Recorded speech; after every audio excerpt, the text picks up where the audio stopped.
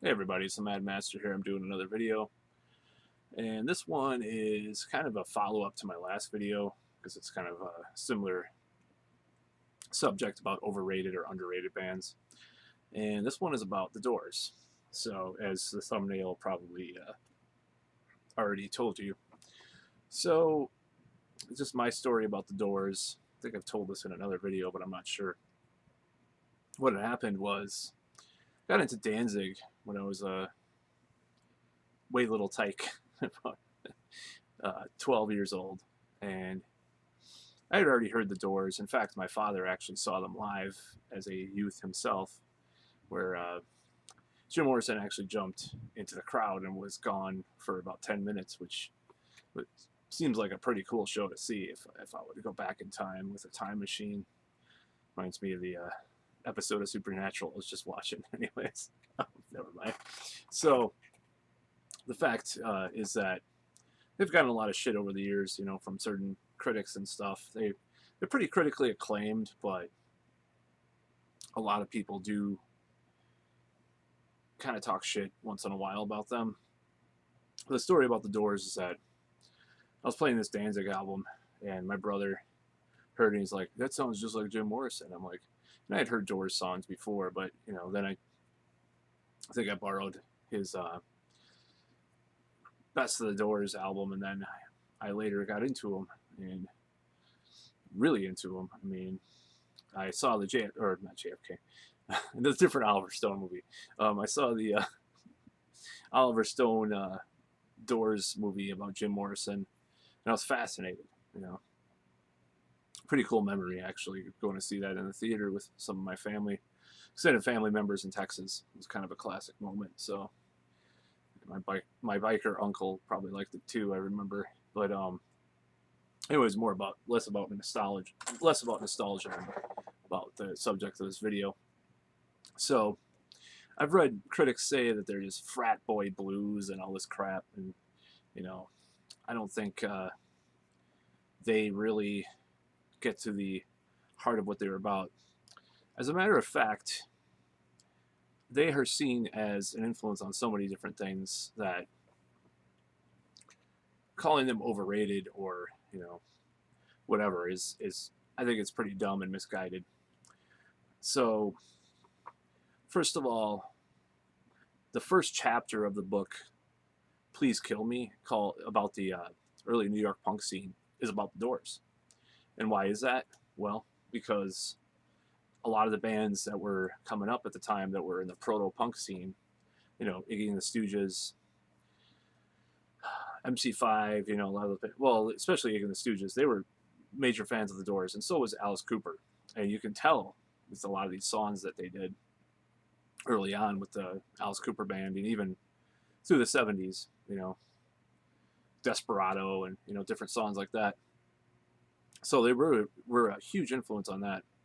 And to me, they were one of the first bands to bring like poetry into rock music, other than like Bob Dylan and stuff, or the Beatles or whatever, but in a certain way, in a different way, in a darker, more esoteric, more mystical way because of Jim Morrison's lyrics and just the mood of a lot of the songs. I mean, you have everything from flamenco to classical to music hall to just avant-garde stuff in the Doors music that was, I wouldn't call them a progressive rock band, but they definitely had a lot of elements that they just went all over the place with, but made it all into a coherent whole. So I think they just had a lot of influence on a lot of people. I would even say heavy metal to some extent. I don't think Black Sabbath would have been able to necessarily come out with their first album if the Doors didn't have that kind of darkness before, and Velvet Underground and some other bands too, or even some of these other bands that came out with the darker psychedelic stuff or proto progressive rock stuff. But the Doors really had a lot of that, just kind of that darkness. Gothic rock bands were influenced by him. Ian Curtis of Joy Division was huge into Jim Morrison. Alice, like I said, Alice Cooper, Iggy Pop, um, Glenn Danzig, who people still watch my video about Danzig and think that I'm a hater of Danzig just because I question some of his later career choices with production and so forth. It's like, okay, you know, would you call someone who I'm digressing a little bit, but would you call someone that questions Metallica's production on Death Magnetic not a true Metallica fan, even if they like followed their whole career and liked every album?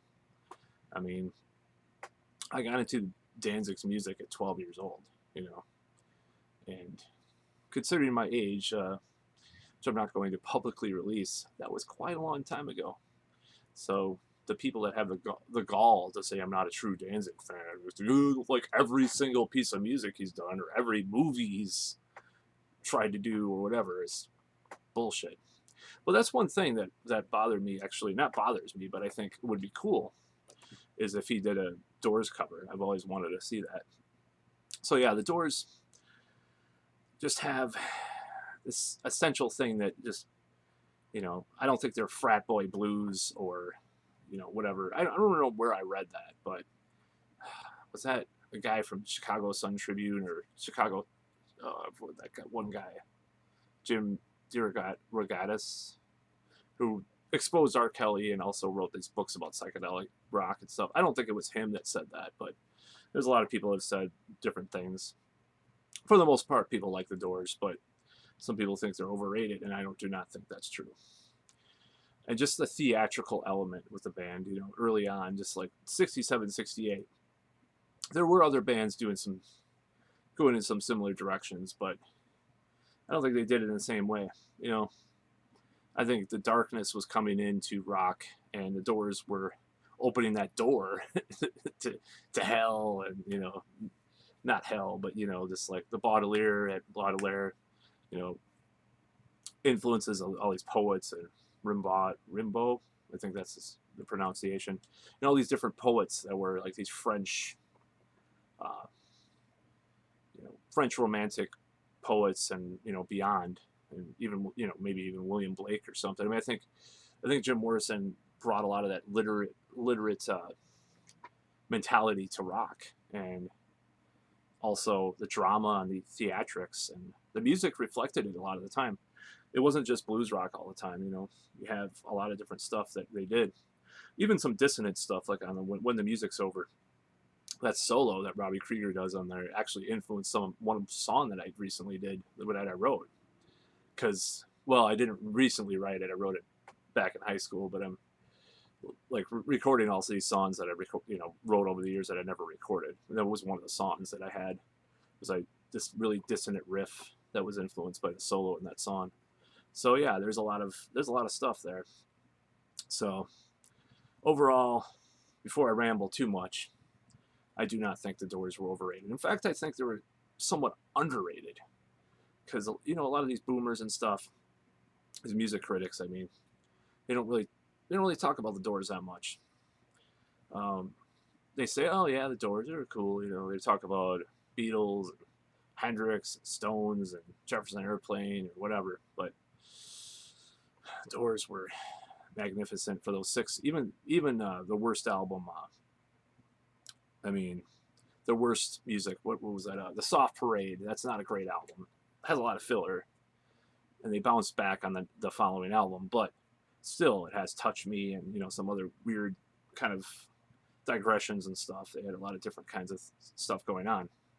So I think the Doors, if anything, they're underrated, because they are so influential on everything from prog, even prog rock. I'm saying that, pop, uh, metal, rock, shock rock, uh, gothic rock, especially. You know, just a lot of different stuff. So Jim Morrison might have been overrated a little bit. The Doors themselves, the band themselves, underrated. Robbie Krieger was, I wouldn't call him a shredder, but he brought a lot of jazz and flamenco influences to rock. And then Ray Manzarek brought, you know, jazz and even some classical stuff to there, and, you know, some music hall or whatever, you know, just a lot of different stuff. They just did so many different things and even some Indian music, you know, and just all sorts of stuff. And it was all anchored by Morrison. The problem with the Doors is that they didn't do a lot of stuff after Jim Morrison died that was like on the same level. Like, I think they tried, but like they never could get their shit together to do some kind of, you know, super group. I think I forgot what singer they were going to get in the 70s. It was someone, was it David Bowie? They were trying to get someone, maybe it was Paul Rogers. I can't remember. They tried to get someone in the 70s that they almost got. I can't remember where that story came from, but if they would have like kept going and like been in other bands, you know, and that were just as popular or famous, I think the Doors wouldn't be seen the way they are. It's kind of this cult, like, it's kind of a cult fan base in a way. Speaking of the cult, you know, of course, we know about that whole story, the band, the Cult.